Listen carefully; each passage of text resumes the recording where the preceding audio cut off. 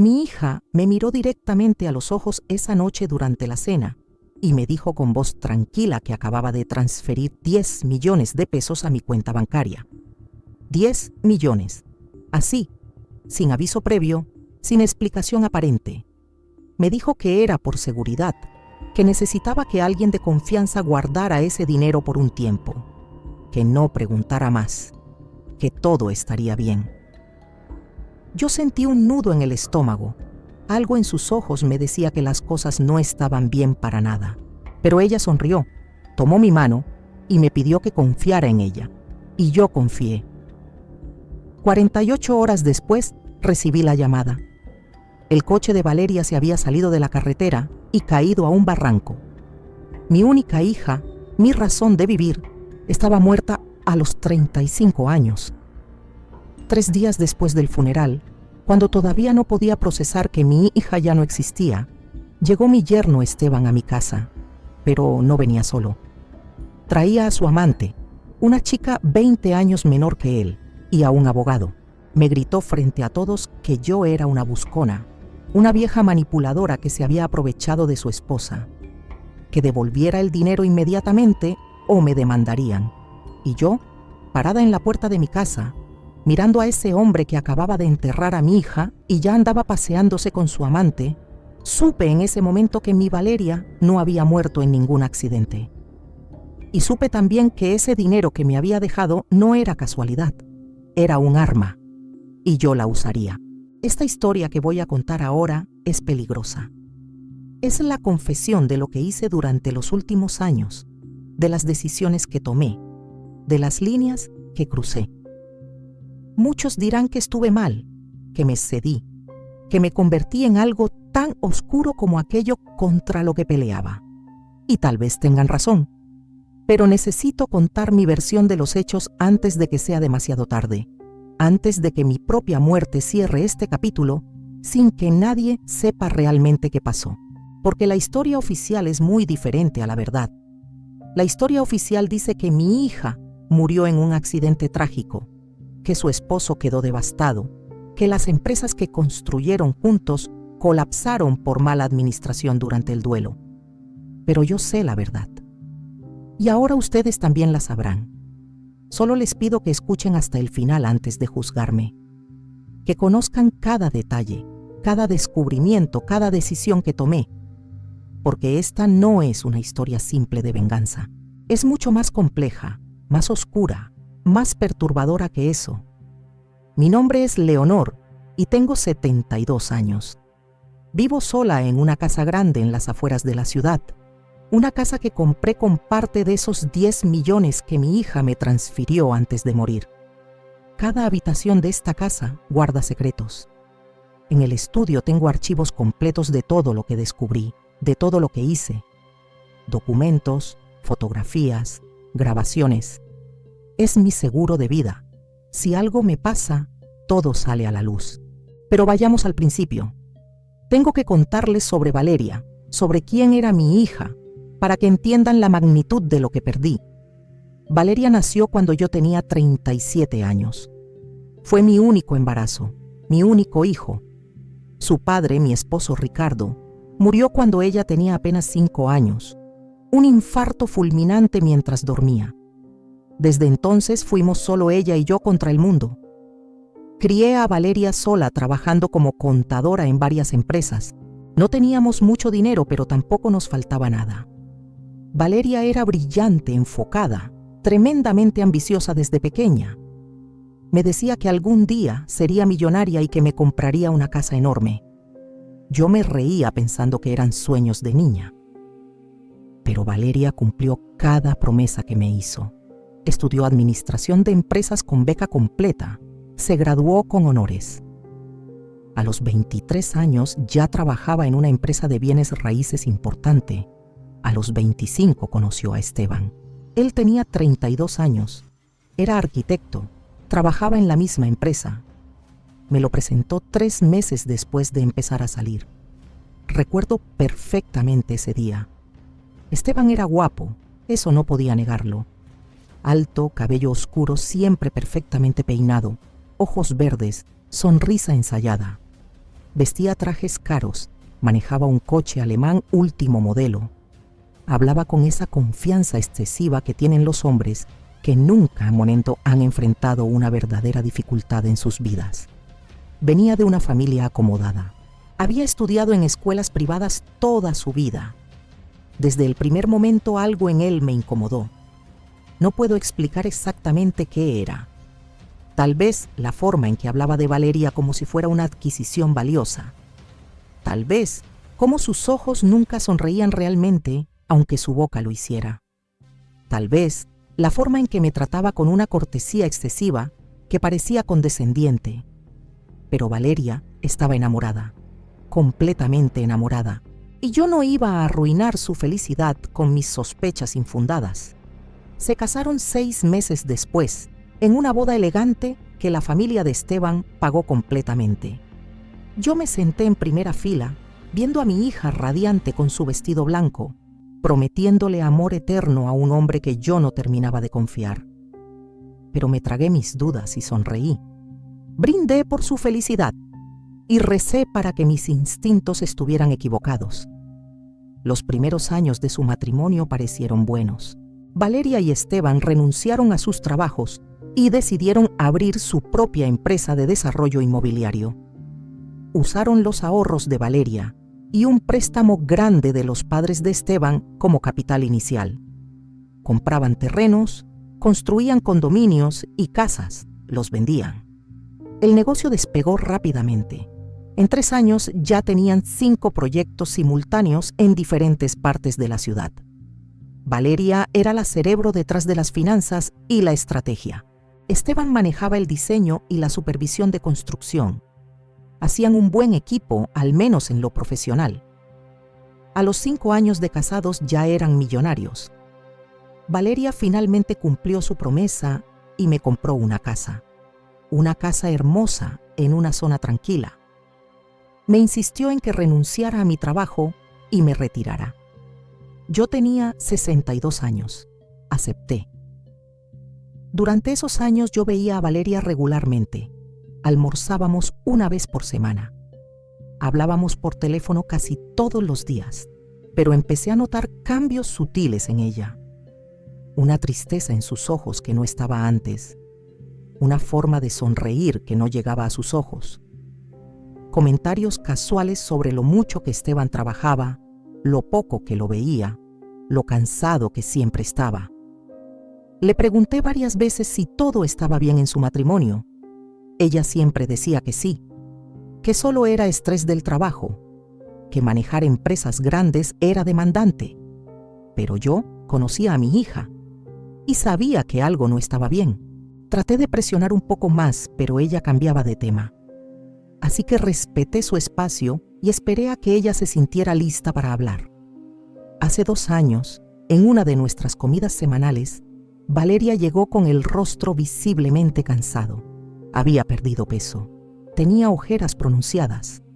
Me preocupé inmediatamente y le dije que se veía mal. Ella trató de restarle importancia. Dijo que había estado trabajando en un proyecto particularmente complicado, que no estaba durmiendo bien. Pero durante la comida, mientras comíamos en un restaurante tranquilo donde nadie nos conocía, Valeria de repente dejó caer el tenedor y empezó a llorar. Fueron lágrimas silenciosas al principio, luego sollozos que trataba de contener. La gente empezaba a mirarnos.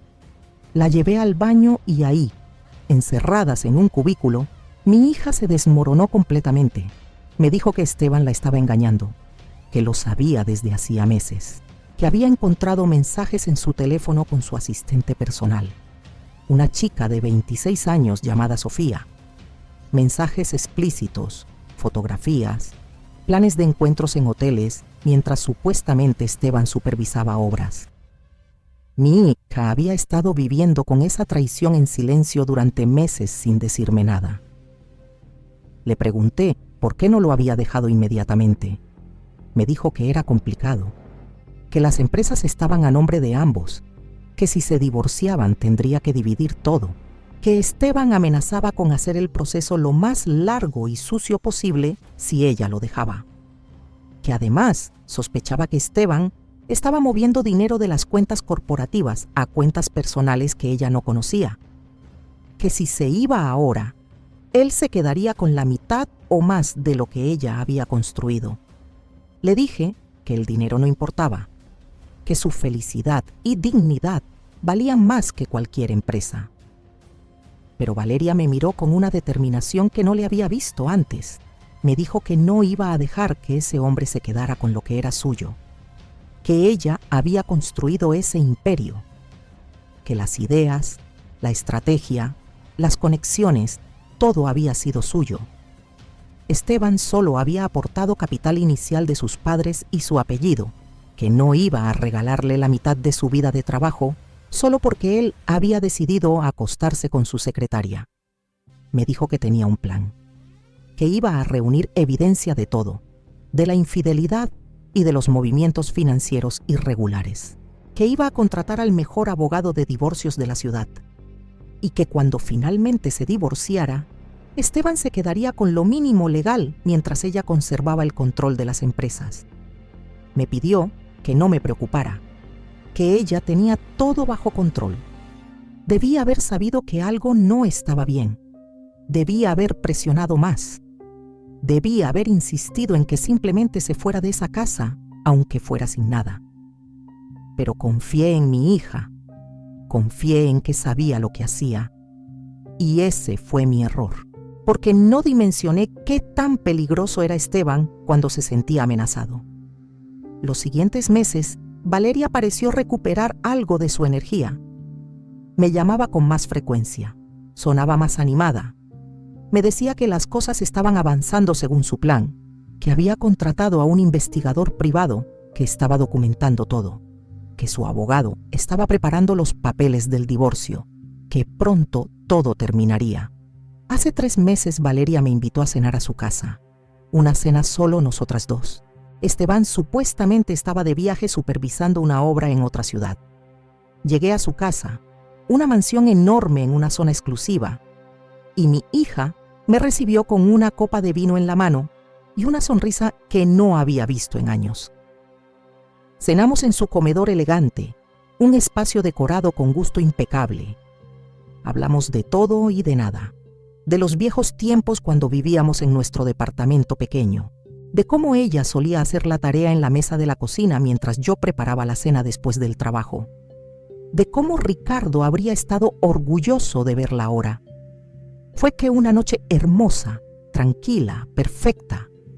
Y entonces, mientras tomábamos el postre, Valeria puso su mano sobre la mía y me dijo con voz seria que necesitaba pedirme un favor muy importante. Le dije que lo que fuera, que sabía que podía contar conmigo siempre. Ella sonrió, pero la sonrisa no alcanzó sus ojos. «Mamá», me dijo, «acabo de transferir 10 millones de pesos a tu cuenta bancaria. Necesito que los guardes por mí. No preguntes por qué ahora. Solo confía en mí. Es por seguridad, temporal. En unas semanas te explicaré todo, pero por ahora necesito que ese dinero esté fuera de mis cuentas, que nadie sepa que lo tienes. Es muy importante». Me quedé helada. 10 millones de pesos. Era una cantidad absurda de dinero. Le pregunté qué estaba pasando, si estaba en peligro, si necesitaba ayuda. Ella negó con la cabeza. Me dijo que no estaba en peligro, que solo estaba siendo precavida, que era parte de su estrategia para el divorcio, que necesitaba proteger algunos activos antes de que Esteban supiera que ella iba a dejarlo. Le dije que eso sonaba muy arriesgado, que mover tanto dinero podía tener consecuencias legales. Ella me aseguró que su abogado estaba al tanto, que era dinero de una cuenta personal suya, no de las empresas, que tenía todo el derecho legal de hacer lo que quisiera con su propio dinero, que solo necesitaba que yo lo guardara por unas semanas hasta que ella presentara los papeles del divorcio. No me gustó nada.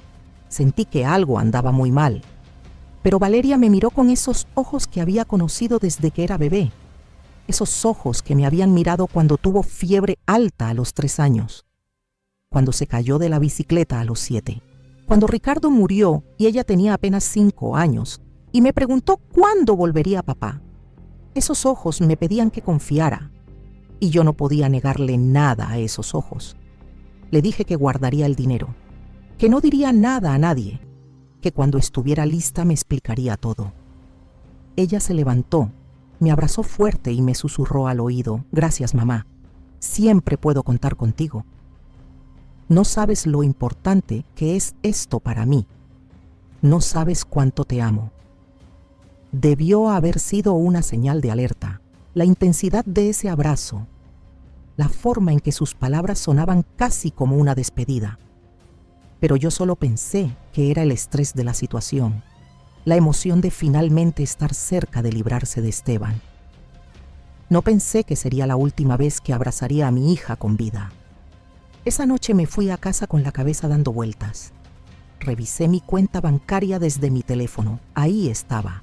Una transferencia de 10 millones de pesos de la cuenta personal de Valeria María Fuentes de Castro. Una cantidad de dinero que yo nunca había visto en mi vida toda junta. Me asusté. Pensé en llamar a Valeria y decirle que mejor no, que devolviera el dinero, que encontráramos otra forma. Pero ya era tarde. El dinero ya estaba en mi cuenta. Los siguientes 2 días fueron normales. Hablé con Valeria por teléfono el día después de la cena. Sonaba bien. Me dijo que tenía varias juntas esa semana, que hablábamos pronto, que me quería mucho.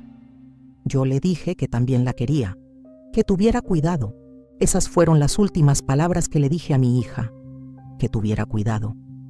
El tercer día después de esa cena, un viernes por la tarde, recibí una llamada de un número desconocido. Era un oficial de policía.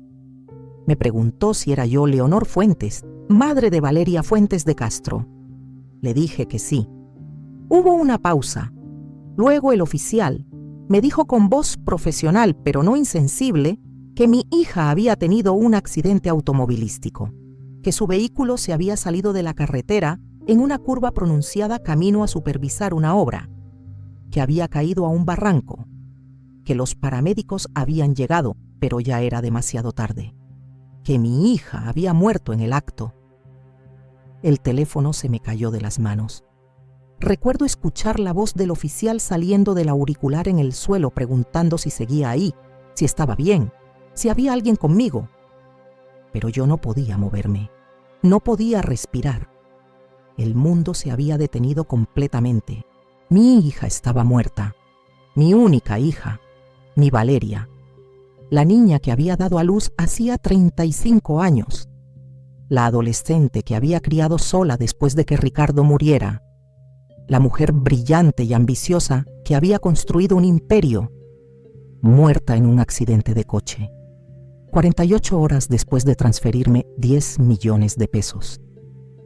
No recuerdo mucho de los siguientes días. Recuerdo ir a identificar el cuerpo. Recuerdo ver a mi hija en esa mesa fría de metal en la morgue. Su rostro estaba intacto milagrosamente, pero su cuerpo había sufrido un trauma masivo por la caída.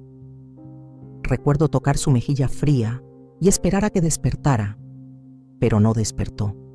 Nunca despertaría. Recuerdo el funeral, una ceremonia grande llena de gente, socios de negocios, empleados, amigos, familiares de Esteban, todos vestidos de negro, todos diciendo lo sentían mucho, todos acercándose a darme el pésame. Pero yo estaba en algún otro lugar. Miraba todo como desde afuera de mi propio cuerpo. Esteban estaba ahí, obviamente, vestido de negro con lentes oscuros. Lloraba, o al menos hacía los sonidos de alguien que llora. Pero algo en todo eso me parecía actuado, falso, excesivo, como si estuviera interpretando el papel del esposo devastado, pero no sintiera nada realmente.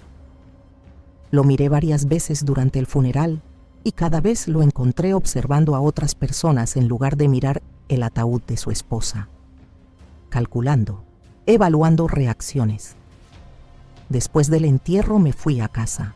Gente vino a visitarme, vecinos, amigas viejas, todos con sus platillos de comida y sus palabras vacías. «No eres vieja hasta que entierras a tu hijo», me dijo una vecina tratando de consolarme. «Entonces es cuando realmente envejeces». No supe qué responder. Solo asentí y cerré la puerta cuando finalmente se fueron todos. Esa noche me senté en la sala de mi casa con todas las luces apagadas. Pensé en Valeria, en la cena de 3 noches atrás, en los 10 millones que me había transferido, en su insistencia de que era por seguridad, en cómo me había abrazado como si fuera una despedida, y empecé a sospechar. Valeria había muerto exactamente cuando estaba por divorciarse de Esteban, cuando tenía evidencia de su infidelidad y sus robos, cuando estaba a punto de quitarle todo, y convenientemente había muerto en un accidente que no dejaba espacio para preguntas. Un coche que se sale de la carretera y cae a un barranco. Tragedia. Pero no había testigos. No había otra explicación más que error del conductor. Caso cerrado. Me levanté y fui a mi computadora. Busqué información sobre el accidente en las noticias locales. Los reportes eran escuetos. Valeria Fuentes de Castro, exitosa empresaria de desarrollo inmobiliario, había muerto en un accidente automovilístico en la carretera. Su vehículo aparentemente perdió el control en una curva. Las autoridades investigaban, pero todo indicaba que fue un accidente. No había señales de otro vehículo involucrado. No había evidencia de intoxicación o distracción por uso de teléfono. Pero algo no cuadraba. Valeria era una conductora extremadamente cuidadosa, casi obsesivamente cuidadosa. Nunca manejaba rápido. Nunca usaba el teléfono mientras conducía. Conocía esa carretera perfectamente porque iba regularmente a supervisar obras en esa zona. Y su coche era un modelo nuevo con todos los sistemas de seguridad imaginables. ¿Cómo simplemente se había salido de la carretera? Y entonces recordé algo, la transferencia de los 10 millones. Valeria me había dicho que era por seguridad, que nadie supiera que yo los tenía, que era temporal. Pero ¿qué tal si no era temporal? ¿Qué tal si Valeria sabía que algo podía pasarle? ¿Qué tal si estaba protegiéndose de Esteban de la única forma que podía? Sacando dinero de su alcance antes de que fuera demasiado tarde. ¿Qué tal si mi hija sabía que Esteban era capaz de matarla y había tratado de proteger al menos parte de su fortuna transfiriéndomela, usándome como resguardo sin decirme la verdad completa porque no quería asustarme o involucrarme en algo peligroso? ¿Y qué tal si Esteban había actuado antes de que ella pudiera ejecutar su plan de divorcio? La idea me pareció descabellada al principio. La idea de que Esteban había asesinado a Valeria, que había saboteado su coche, que había planeado todo para que pareciera un accidente. Sonaba como una película, pero mientras más lo pensaba, más sentido tenía. Esteban tenía motivo. Si Valeria se divorciaba con evidencia de infidelidad y robo, él perdería todo. Pero si ella moría estando casados, él heredaba todo como esposo: las empresas, las propiedades, las cuentas bancarias. Todo excepto esos 10 millones que misteriosamente Valeria había transferido a su madre 3 días antes de morir. Pasé toda esa noche sin dormir, dándole vueltas a esa teoría. Al día siguiente me levanté decidida a hacer algo. No sabía qué exactamente, pero no podía quedarme sentada aceptando que mi hija había muerto en un accidente cuando todo en mi instinto me decía que había sido asesinada.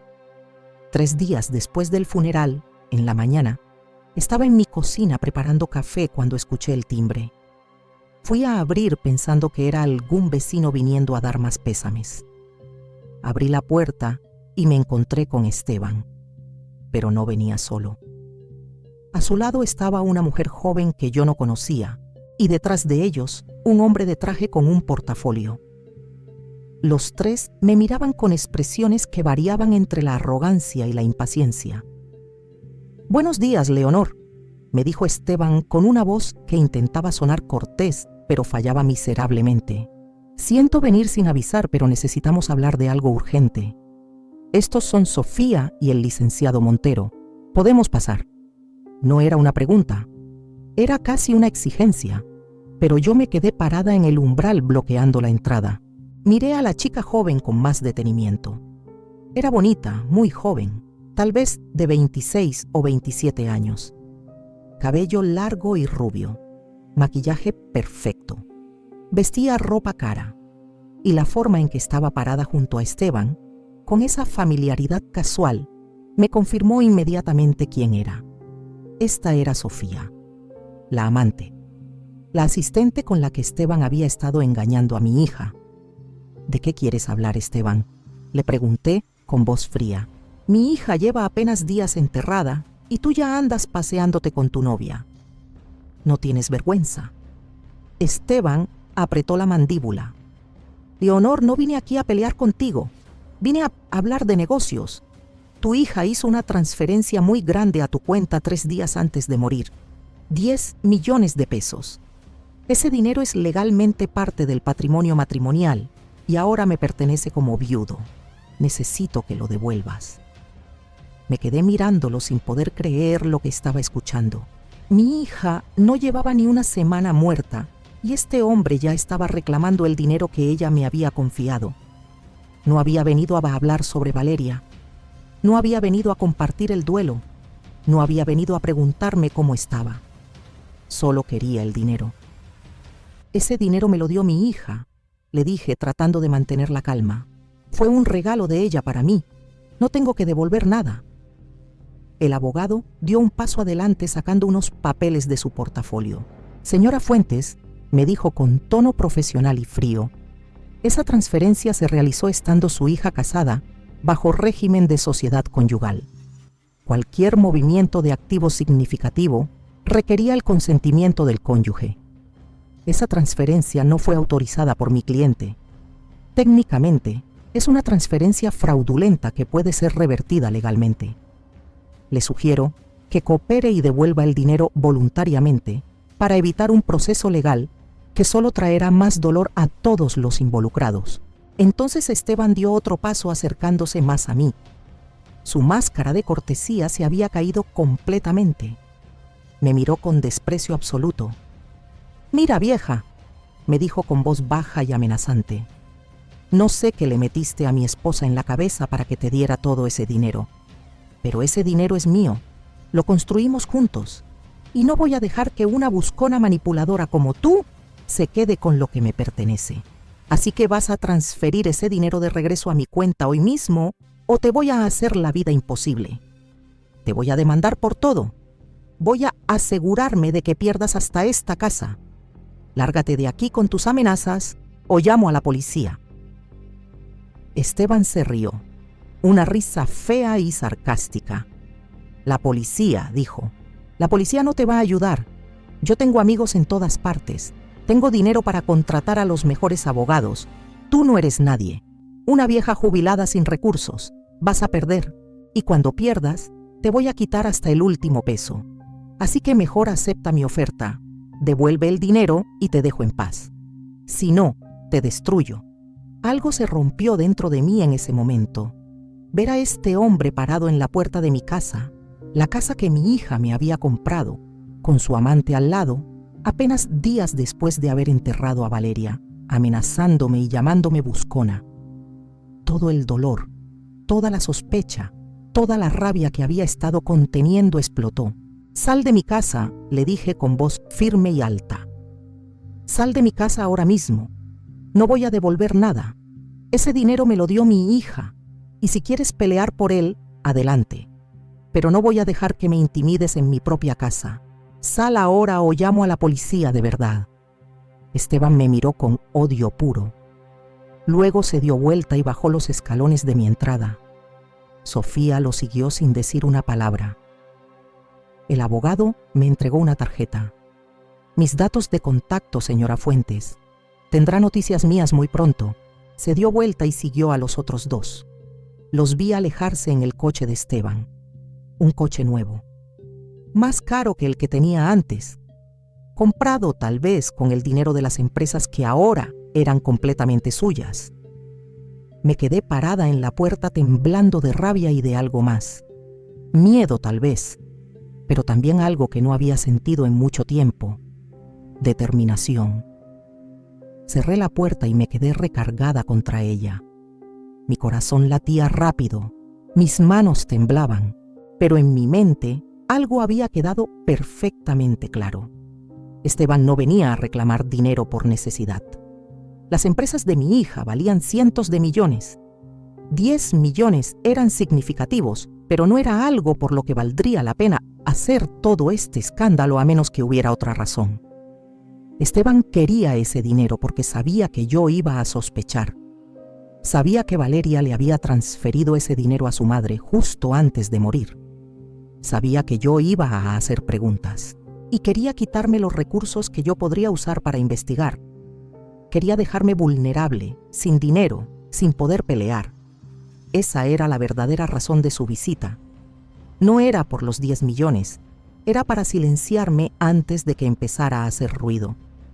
Pero había cometido un error enorme, porque al venir a mi casa con su amante, a apenas días de enterrar a mi hija, al amenazarme, al llamarme buscona, al mostrarme ese desprecio absoluto, me había quitado cualquier duda que pudiera aún haber tenido.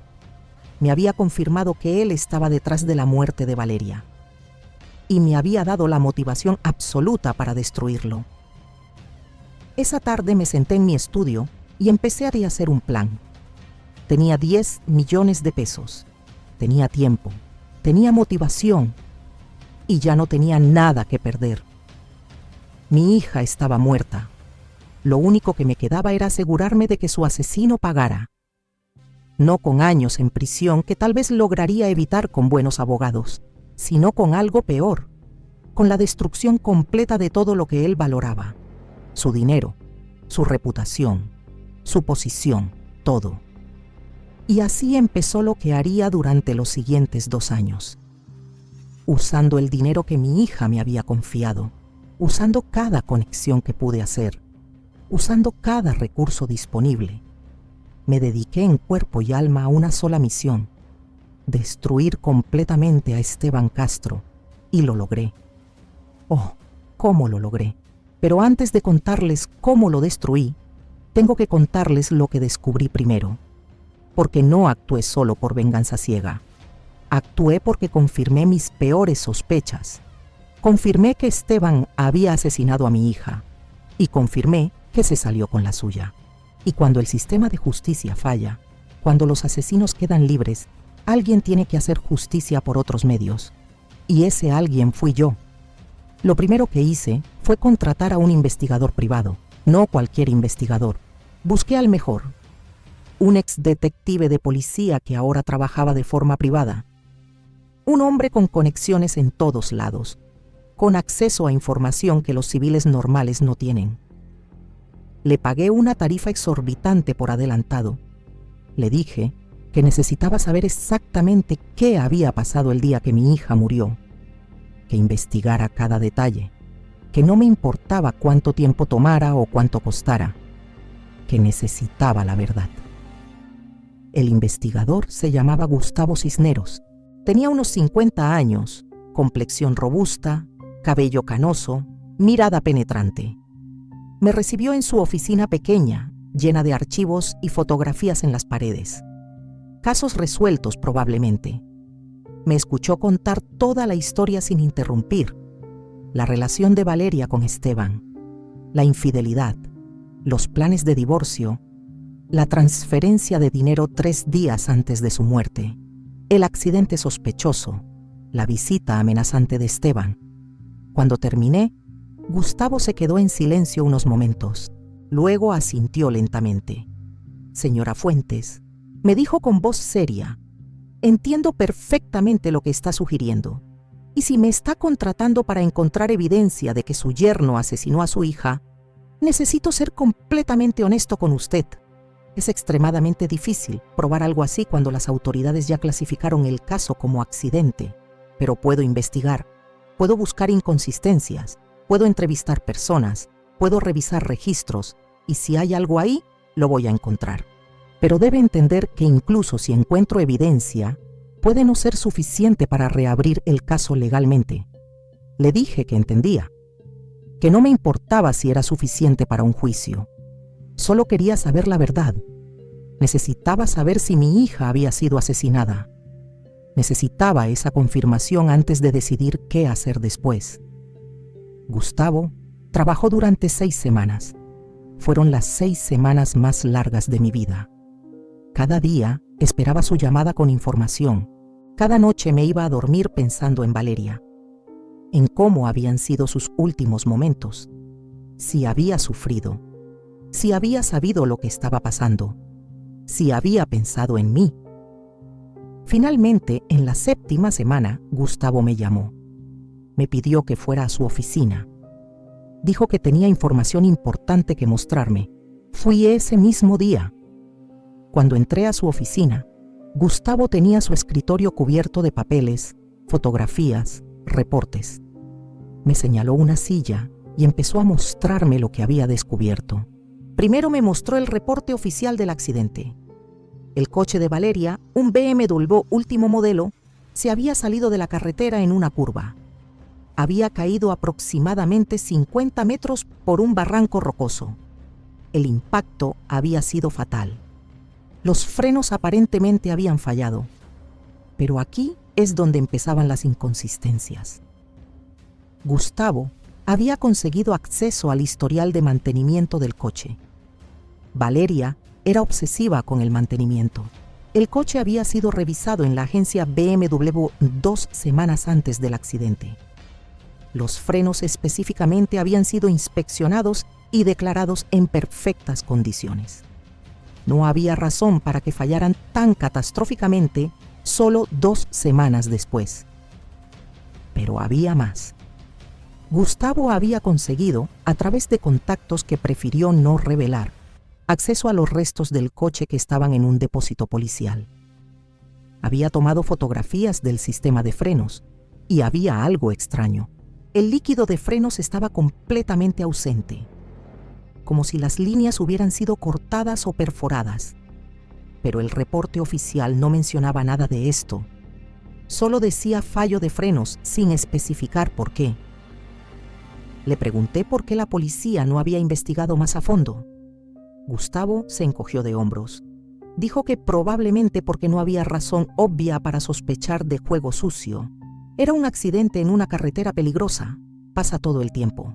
Y sin evidencia clara de homicidio, los recursos policiales se van a otros casos más urgentes. Además, me dijo con voz significativa, Esteban Castro tiene amigos en lugares altos, incluyendo en el departamento de policía. Es posible que haya habido presión para cerrar el caso rápidamente sin hacer demasiadas preguntas.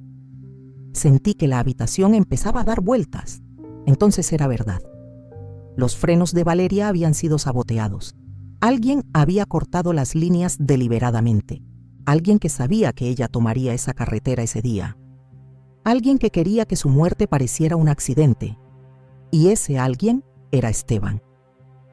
Pero Gustavo no había terminado. Me mostró más información. Había investigado los movimientos financieros recientes de Esteban. Usando contactos bancarios que tampoco quiso revelar, había accedido a registros de transferencias. 3 semanas antes de la muerte de Valeria, Esteban había hecho una transferencia de 200,000 pesos a una cuenta personal de un mecánico que trabajaba en un taller de reparación automotriz. No un taller de lujo como los que normalmente usaría alguien de su posición. Un taller pequeño en una zona industrial de la ciudad. Gustavo había ido personalmente a ese taller. Había hablado con el dueño haciéndose pasar por alguien interesado en ciertos servicios especializados. El dueño no había admitido nada explícitamente, pero había insinuado que para la gente correcta, con el precio correcto, él podía hacer arreglos a vehículos que dejaran pocas evidencias. Gustavo tenía grabaciones de esas conversaciones. No eran admisibles en corte, pero eran suficientes para confirmar nuestras sospechas. Y había un último detalle. El día del accidente de Valeria, Esteban supuestamente estaba en una junta de negocios en la ciudad, pero Gustavo había hablado con las personas que supuestamente estaban en esa junta. 2 de ellas confirmaron que Esteban había llegado casi 2 horas tarde, que había puesto alguna excusa sobre tráfico, 2 horas que no podía realmente justificar. 2 horas en las que pudo haber estado en cualquier lugar, como por ejemplo, siguiendo a Valeria en esa carretera, asegurándose de que el sabotaje a su coche funcionara, asegurándose de que ella realmente muriera. Me quedé sentada en esa oficina mirando toda la evidencia frente a mí. Fotografías, reportes, grabaciones, registros bancarios. Todo apuntaba a una conclusión ineludible. Esteban Castro había asesinado a mi hija. Había pagado a alguien para sabotear su coche. Había planeado todo meticulosamente y se había salido con la suya porque tenía dinero, conexiones y porque nadie había sospechado lo suficiente como para investigar más allá de la superficie. Le pregunté a Gustavo si esta evidencia era suficiente para reabrir el caso, para arrestar a Esteban, para llevarlo a juicio. Gustavo negó con la cabeza lentamente. Dijo que no, que la evidencia era circunstancial, que los registros bancarios podrían explicarse de muchas formas, que las grabaciones del mecánico no probaban nada concreto, que el retraso de Esteban a su junta no significaba necesariamente que estuviera involucrado en el accidente, que todo junto pintaba un cuadro muy sospechoso, pero no era suficiente para una condena criminal, especialmente contra alguien con recursos para contratar abogados caros que desmantelarían cada pieza de evidencia. Le pregunté entonces qué opciones tenía. Gustavo me miró durante largo rato antes de responder. Señora Fuentes, me dijo finalmente, yo fui policía durante 25 años. Creo en el sistema de justicia, creo en seguir los procedimientos correctos, pero también he visto suficientes casos donde gente culpable sale libre porque tienen dinero y conexiones.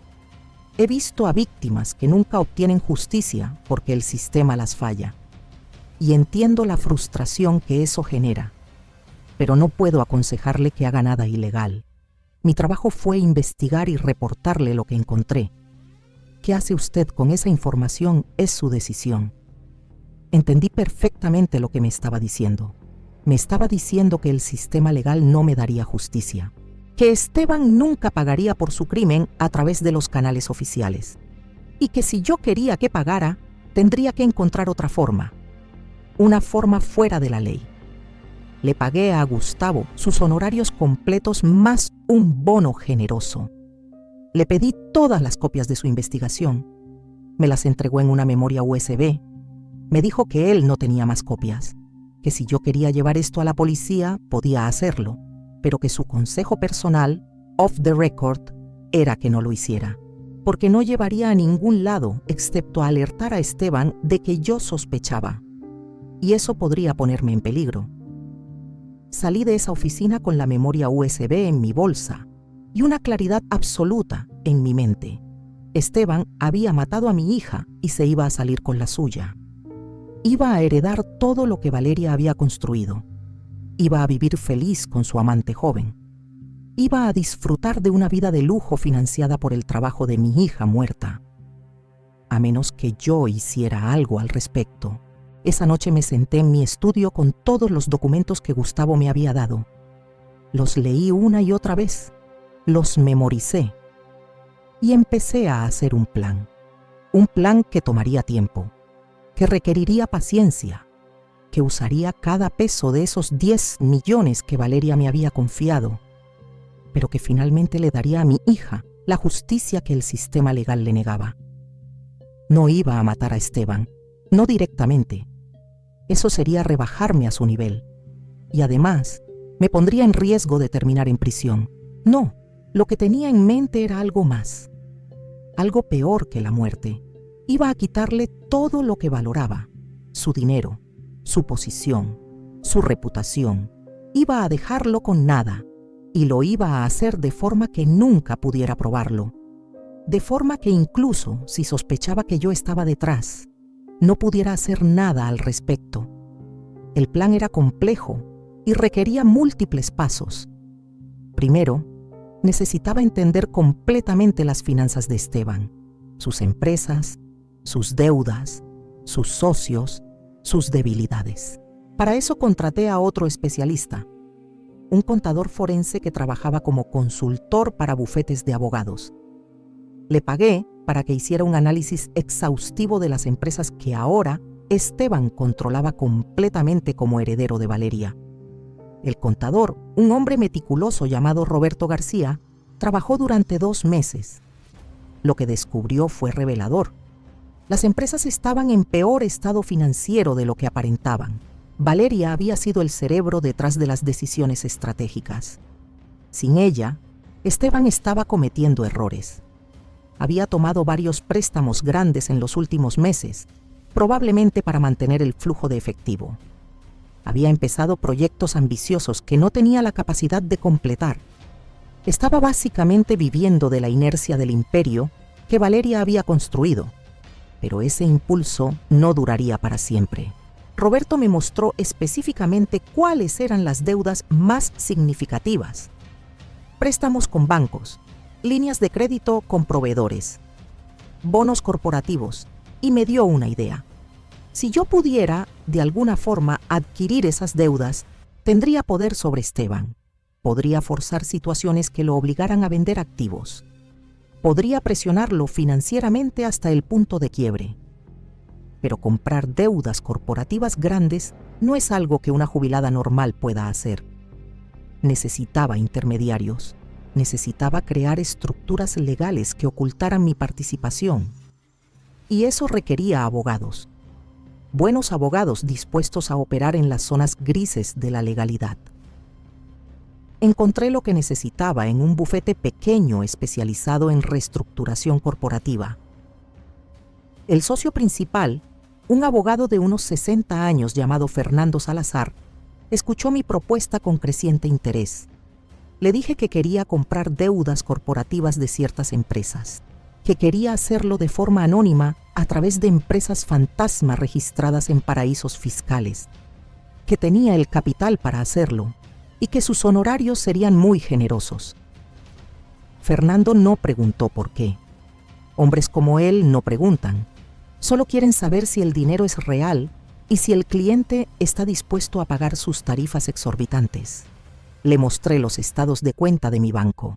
10 millones de pesos. Aunque para ese momento ya había gastado casi 2 millones en investigadores y consultores. Fernando sonrió y dijo que con gusto me ayudaría a estructurar lo que necesitara. Durante los siguientes 6 meses, Fernando y su equipo crearon una red compleja de empresas fantasma, registradas en Panamá, en las Islas Vírgenes, en Delaware, todas con dueños nominales que no tenían conexión aparente conmigo. Y a través de esas empresas empezamos a comprar las deudas de las empresas de Esteban. No todas. Eso habría sido demasiado obvio y habría levantado sospechas. Solo las deudas clave, las que tenían las mejores garantías, las que daban mayor poder de presión. Compramos un préstamo bancario grande que estaba garantizado con uno de los proyectos inmobiliarios más valiosos. Compramos bonos corporativos que tenían cláusulas que permitían forzar el pago anticipado bajo ciertas condiciones. Compramos líneas de crédito con proveedores que eran esenciales para completar proyectos en curso. Esto requirió negociaciones. Los tenedores originales de esas deudas no las vendían fácilmente. Tuvimos que pagar primas, a veces hasta 20 o 30% por encima del valor nominal. Pero no me importaba. No estaba buscando rentabilidad, estaba buscando control, y lo conseguimos. Para cuando habíamos terminado de posicionarnos, 8 meses después de la muerte de Valeria, yo controlaba indirectamente aproximadamente 40% de las deudas totales de las empresas de Esteban. Era suficiente para causar problemas. Era suficiente para empezar a apretar. La segunda fase del plan era más delicada. Necesitaba que los socios clave de Esteban perdieran confianza en él. Necesitaba sembrar dudas, crear división. Para eso usé una táctica diferente: información. Contraté a una firma de relaciones públicas pequeña pero efectiva. Les di información seleccionada sobre Esteban, sobre la infidelidad con su asistente que había empezado mientras Valeria todavía vivía, sobre malas decisiones de negocios que había tomado recientemente, sobre rumores de problemas financieros en sus empresas. Nada de esto era falso, todo era verificable, pero era información que normalmente no estaría disponible públicamente. La firma de relaciones públicas, de forma muy discreta, empezó a filtrar esta información a periodistas de negocios, a blogs especializados en el sector inmobiliario, a foros de inversionistas. Nunca nada tan grande que llegara a periódicos principales.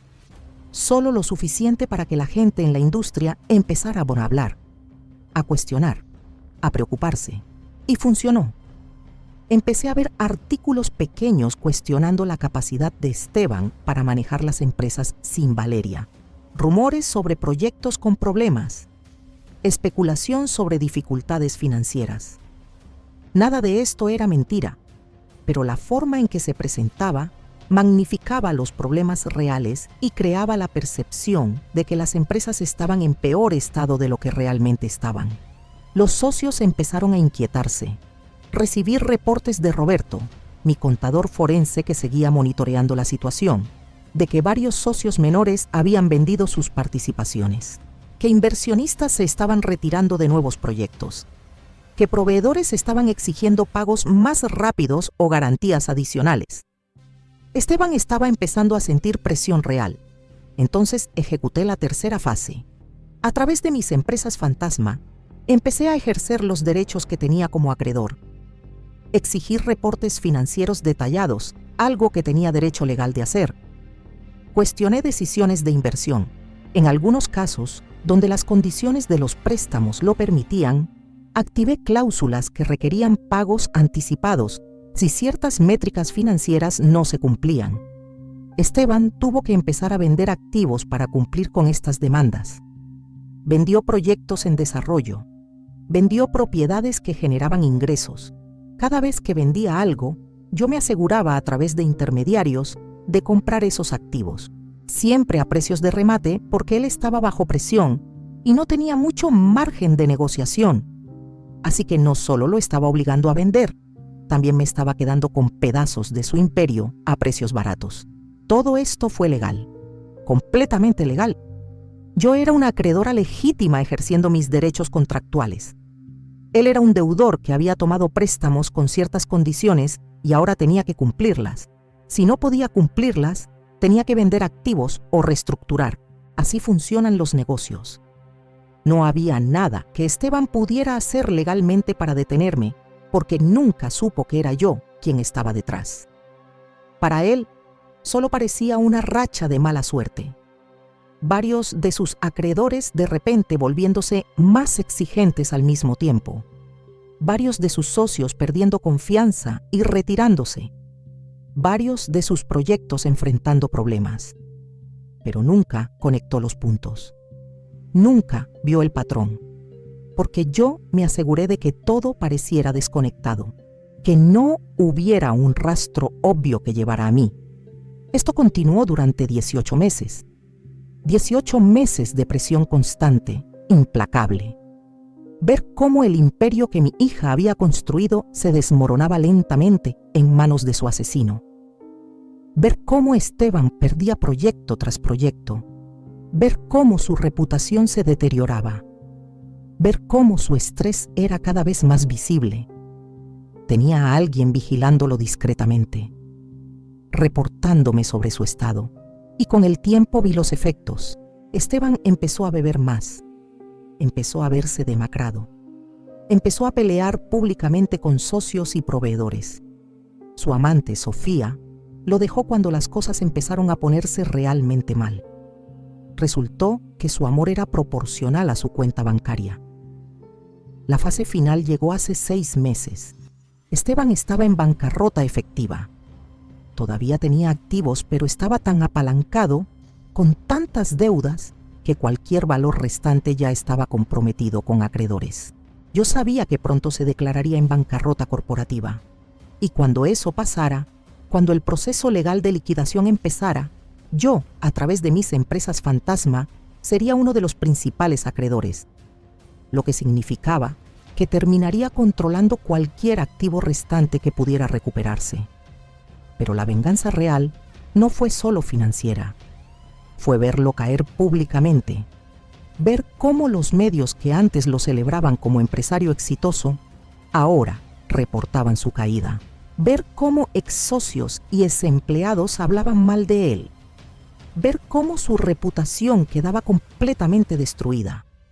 La semana pasada leí en un periódico local que Esteban Castro, antes empresario prominente del sector inmobiliario, había sido arrestado por conducir bajo influencia del alcohol, que había perdido su licencia de conducir, que vivía en un departamento pequeño en una zona de clase media baja, que estaba prácticamente en la calle, y yo, sentada en mi casa grande y cómoda, la casa que mi hija me compró, tomando café en mi cocina bonita, leí ese artículo y no sentí lástima, no sentí remordimiento, sentí satisfacción, sentí que finalmente le había dado a mi hija algo de justicia. No la justicia oficial que el sistema le negó, pero justicia al fin. Usé cada peso de esos 10 millones que Valeria me transfirió. Bueno, no cada peso. Me quedó aproximadamente 1 millón que está en mi cuenta bancaria. El resto lo gasté en investigadores, abogados, comprando deudas, pagando sobornos donde fue necesario, financiando la campaña de 2 años para destruir a Esteban. Y valió la pena. Cada peso, cada hora, cada momento de los últimos 2 años que dediqué a esto. Porque Esteban Castro, el hombre que asesinó a mi hija, que saboteó su coche, que se salió con la suya usando dinero y conexiones, ahora no tiene nada. Está arruinado, destruido, viviendo una existencia miserable. Y lo mejor de todo es que ni siquiera sabe que fui yo. Piensa que fue mala suerte, mala administración, el mercado, cualquier cosa menos la verdad. La verdad es que la madre de su esposa muerta, esa vieja que él llamó buscona, usó el dinero que su hija le confió para destruirlo sistemáticamente y se salió con la suya. Ahora sé que muchos de ustedes me juzgarán. Dirán que lo que hice estuvo mal, que debía haber ido a la policía con la evidencia que tenía, que debía haber confiado en el sistema legal, que tomar venganza por mi propia mano me convierte en algo tan malo como Esteban. Y tal vez tengan razón. Tal vez crucé líneas que no debí cruzar. Tal vez me convertí en algo oscuro, algo frío, algo capaz de destruir a una persona deliberadamente durante 2 años sin remordimiento. Pero les pregunto, ¿qué habrían hecho ustedes si su hija, su hijo, la persona que más amaran en el mundo fuera asesinada y el asesino se saliera con la suya, se quedara con todo lo que su hija construyó, viviera feliz? ¿Qué habrían hecho ustedes si el sistema legal los fallara? Si nadie más buscara justicia por ustedes. Algunos dirán que habrían aceptado, que habrían dejado ir, que habrían confiado en que el karma o Dios o el universo eventualmente haría justicia. Pero yo no pude hacer eso. No pude simplemente aceptar que el hombre que mató a mi hija caminara libre. No pude dejar que se quedara con su fortuna. No pude permitir que su crimen quedara sin castigo. Entonces tomé el dinero que mi hija me confió, el dinero que ella separó sabiendo que algo podía pasarle, y lo usé exactamente como creo que ella habría querido, para protegerla incluso después de muerta, para asegurarme de que su asesino pagara un precio, para hacer justicia cuando el sistema no lo hizo. ¿Me arrepiento? No, ni por un segundo. Volvería a hacer exactamente lo mismo, cada decisión, cada táctica, cada movimiento en este juego de 2 años. Porque al final logré lo que me propuse. Esteban perdió todo y yo gané algo invaluable. La paz de saber que mi hija no murió en vano, que su muerte no quedó impune, que alguien la amó lo suficiente como para buscar justicia a cualquier costo. Pero ahí es donde esta historia se complica, porque durante este proceso, mientras ejecutaba mi plan meticuloso para destruir a Esteban, descubrí algo en mí misma que no sabía que existía. Descubrí que disfrutaba de ello. No solo la satisfacción de hacer justicia, sino el proceso mismo, la planificación, la ejecución, ver cada paso funcionar, ver a Esteban caer poco a poco. Cada reporte que recibía de mi contador sobre un nuevo problema financiero que enfrentaba Esteban me daba una emoción casi física. Cada artículo que leía sobre sus dificultades me hacía sonreír. Cada vez que sabía que había vendido otro activo bajo presión, sentía un placer oscuro y profundo. Y eso me asusta, porque significa que tal vez no solo busqué justicia, tal vez busqué venganza. Y tal vez disfruté esa venganza más de lo que una buena persona debería. Tal vez me convertí exactamente en el tipo de persona que estaba castigando. Alguien capaz de destruir otra vida deliberadamente sin remordimiento.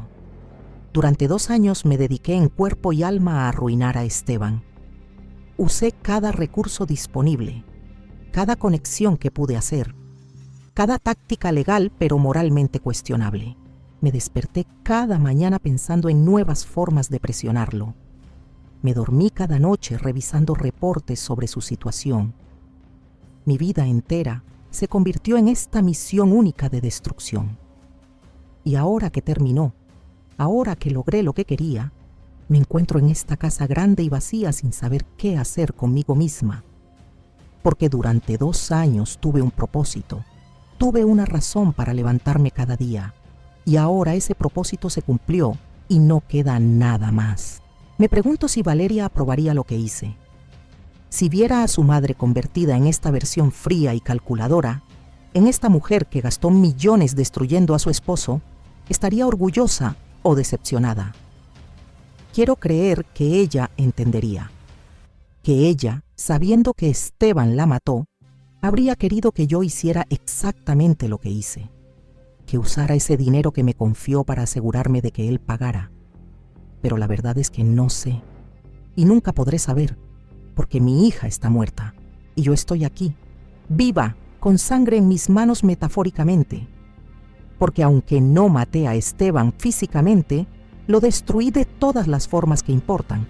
Lo dejé sin nada, sin dinero, sin reputación, sin futuro, viviendo en la miseria sabiendo que perdió todo, pero sin entender realmente por qué. Y tal vez eso me convierte en un monstruo. Tal vez soy tan mala como él. Él mató por dinero y control. Yo destruí por venganza. ¿Cuál es peor? Pero esto es lo que sé. Esteban Castro merece cada segundo de sufrimiento que está experimentando ahora. Merece la pobreza, merece la humillación, merece saber cómo se siente perderlo todo. Porque eso es lo que me hizo a mí cuando mató a mi hija. Me quitó todo lo que importaba. Así que yo le quité todo lo que le importaba a él. Ojo por ojo deja al mundo ciego, dicen. Pero yo puedo vivir ciega si eso significa que él tampoco puede ver. Puedo vivir en la oscuridad moral si eso significa que mi hija tiene justicia. Ahora, ustedes que han escuchado toda esta historia, desde el principio hasta el final, pueden juzgarme. Pueden decidir si soy una madre que buscaba justicia o una mujer que se dejó consumir por la venganza. Pueden decidir si lo que hice estuvo bien o mal. Pueden decidir si cruzar las líneas que crucé se justifica bajo las circunstancias. No les voy a decir cómo pensar. No les voy a pedir que me perdonen o que me comprendan. Solo les pedí que escucharan, y lo hicieron. Llegaron hasta el final de esta historia larga y complicada. Una historia que no tiene héroes claros ni finales felices. Solo tiene una mujer mayor que perdió a su hija y decidió que no iba a dejar que su muerte quedara sin castigo. Si hice lo que hice, tuve mis motivos. Y mis motivos eran simples. Mi hija fue asesinada. Su asesino quedó libre. Y yo tenía los recursos para cambiar eso. Así que lo hice, sin vacilación, sin remordimiento, con una determinación fría que ni yo misma sabía que poseía. Y ahora, después de 2 años, después de haber gastado casi 10 millones de pesos, después de haber dedicado cada momento de vigilia a esta misión, finalmente puedo decir que terminó. Esteban está destruido. Mi hija puede descansar en paz. Y yo puedo vivir sabiendo que hice algo, que no me quedé sentada aceptando la injusticia, que luché, que gané. Pero la victoria sabe amarga. porque mi hija sigue muerta y nada de lo que hice la trae de vuelta. Nada de lo que le hice a Esteban llena el vacío que dejó Valeria. Solo me da la pequeña satisfacción de saber que él sufrió también, que no se salió con la suya completamente, que pagó un precio aunque no fuera a través del sistema legal. Perdonen que este relato haya sido tan largo. Sé que es casi una hora de mi historia, pero necesitaba contar cada detalle. Necesitaba que entendieran exactamente qué pasó y por qué. Necesitaba que vieran que esto no fue una decisión impulsiva. Fue algo planificado, ejecutado metódicamente durante 2 años, con recursos significativos invertidos. Fue mi proyecto, mi obra, mi forma de honrar a mi hija. Necesitaba este desahogo, porque nadie más sabe esta historia completa. Nadie sabe que fui yo quien orquestó la caída de Esteban. Todos piensan que simplemente fracasó como empresario después de perder a su esposa, que la mala suerte y sus propias decisiones lo llevaron a la ruina. Nadie conecta los puntos hacia mí, y esa es exactamente la forma en que lo planeé. Pero necesitaba decirlo en voz alta al menos una vez. Necesitaba confesar lo que hice. Necesitaba que alguien supiera la verdad. Aunque sean extraños escuchando esta grabación, aunque nunca los conozca, necesitaba soltar este peso. Gracias por escucharme hasta el final. Sé que no ha sido fácil. Sé que esta es una historia oscura sin respuestas claras, sin moraleja bonita. Solo hay una mujer que perdió a su hija y decidió vengarse del hombre que la mató. Y lo logró. Si esta historia los impactó, si quieren mostrar que la escucharon, les pido que le den me gusta a este video. Solo presionen el botón con el dedito hacia arriba. Es una forma de decirme que mi historia llegó hasta ustedes.